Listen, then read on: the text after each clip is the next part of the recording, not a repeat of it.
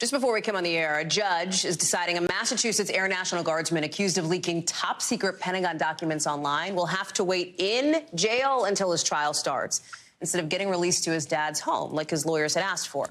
Our reporter inside court tells us the judge sided with prosecutors because Jack Teixeira, who you see here, he says had been trusted with top-secret stuff and knew that what he was doing could hurt the U.S. He referenced some evidence that the government's lawyers filed earlier this week, where they said that Teixeira's bosses caught him taking notes on top-secret documents and doing deep dives on information that wasn't relevant to his job. He got in trouble, but he kept his job and he kept his access to classified information. Teixeira hasn't entered a plea yet for the charges he's facing in a case that's sparking, as you know, national concerns over how well this country is actually able to protect classified info. Andrea Mitchell is joining us now. So, Andrea, bring us up to speed here, because the judge basically said the evidence the government brought was strong. He said when you look at who Teixeira put at risk, you could make a list as long as a phone book about it. That played into this decision, it seems. Yeah, he said the list, as long as the phone book, could include military personnel, overseas medical personnel, medical volunteers and other personnel, Ukrainian citizens.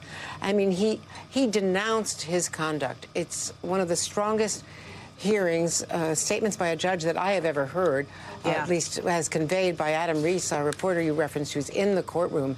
And he just went, you know, he said the government has made a very strong case. He rejected the argument that he could be released on bail, saying that foreign governments could gain access to secrets. And frankly, the judge didn't specifically say this, but we know from the government's case that they have no idea yet how many secrets he may have exposed. And the government did point out that, you know, there were more than 150 people in his chat room, and that eventually a lot of that got online beyond those very, you know, limited chat rooms into the public domain, and that there were foreign people that he knew were registered in that chat room. That the judge said he showed that his defiance and his complete disregard for any of the warnings that he had received, and that had training into the importance of the national secrets.